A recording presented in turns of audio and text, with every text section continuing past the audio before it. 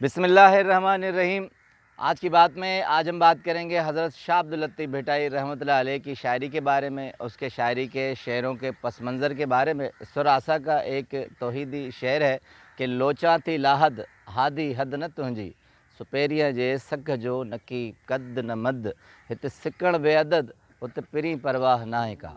ज़िंदगी में ऐसे मामलात होते हैं इंसान की कि वो दुआ मांगता है तो उस पर देर लगती है, तो ये वो शिद्दत है कि हादी मैं तुम्हारी याद में, तुम्हारी इबादत में तड़प रही हूँ, मगर यहाँ जो हालत है तुम्हें एहसास नहीं है। ये परवरदिगार से एक लो है जो हज़रत शाह अब्दुल लतीफ़ भिटाई ने सुर आसा में फ़रमाई है।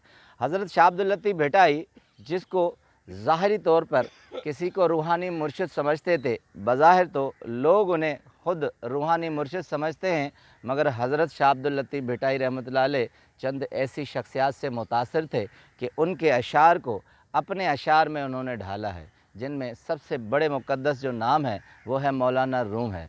मौलाना रूम रहमतुल्लाह अलैह, उनकी शायरी, उनके अशार के अपने पस मंज़र में हज़रत शाह अब्दुल लतीफ़ भिटाई ने उन किस्सों को ढाला है। एक शेर है, चाहूँगा कि आपसे उस पसंद में बात करूँ कि दफ्तर सोयम है, मसनवी रूमी का है। एक किस्सा है कि किसी गाँव में एक शख्स हाथी ले आया।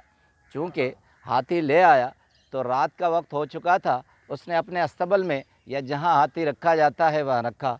गाँव में रोशनी नहीं थी, लाइट नहीं है, वो दौर है, तो अंधेरे में सारे गाँव को पता चला कि एक जानवर ऐसा आया है जो बहुत बड़ा है और बहुत खूबसूरत है। मालिक ने उन्हें बताया कि बहुत कीमती है। अब लोगों से रहा न गया और उन्होंने कहा कि हम इस वक्त देखेंगे। अब अंधेरे में रात को वो उस कोठड़ी में या अस्तबल में गए हैं और 4-5 अशख़ास थे और उन्होंने, अब ज़ाहिरी तौर पर तो देख नहीं सकते, तो उन्होंने हाथ से उस हाथी को छू कर अंदाज़ा लगाया।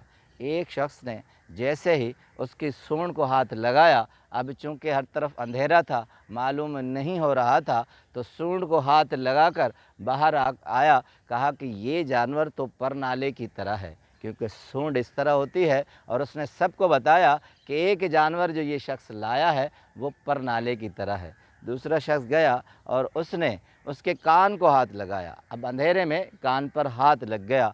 अब कान पर हाथ लग गया तो उसने बाहर आकर कहा कि ये जानवर जो है, इसके कान जो हैं, यानी जानवर पंखे की तरह है, क्योंकि कान उसको पंखे की तरह नज़र आए।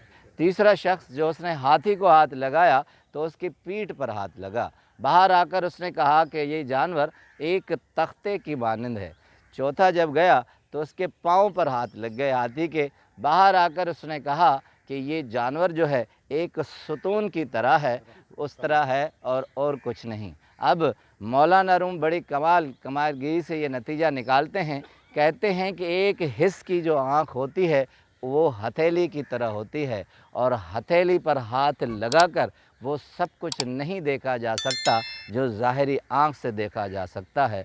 आदमी जब तक देखता नहीं है तब तक ठीक अंदाज़ा लगाता नहीं है। ज़िंदगी में बहुत से मामलात ऐसे होते हैं कि हम आँखों वाले होकर भी अंधे रहते हैं और सिर्फ़ अंदाज़ा लगाते हैं।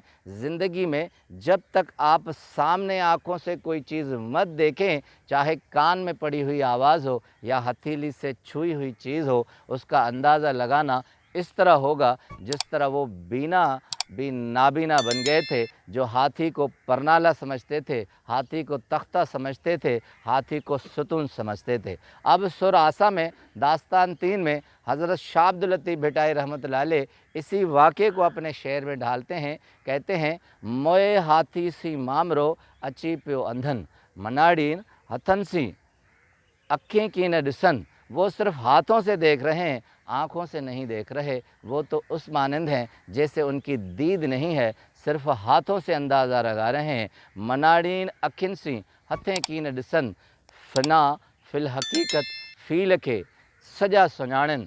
फ़ील हाथी को तो सिर्फ़ जो देख सकने वाले होंगे, ये हाथी दुनिया की मानंद है, उस दुनिया को वही सही देख सकेंगे जिनकी ज़ाहिर की आँख खुली होगी।